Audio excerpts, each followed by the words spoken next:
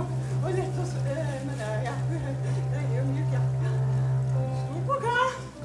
Deilig spa. La. Slutt å stress, lille venn. Kjenn at kroppen din slapper av. Du trøtt, jeg så med. Sove søtt, Stella.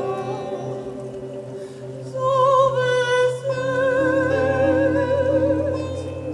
Sove søtt. Sov søtt. Og hvis du kjenner det fortapt og trist og lei og treg, vet om terapeuten kan vise deg på den rette vei. Du skal få et magisk råd. Begynn å elske deg selv i dag. Bli din egen lykkes smed. Vi tar et hurtig kurs i lag.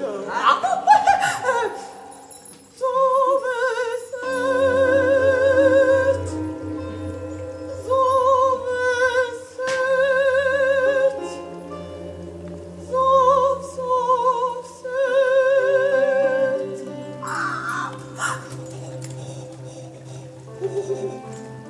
Skal vi se litt garnitur? Og kanskje litt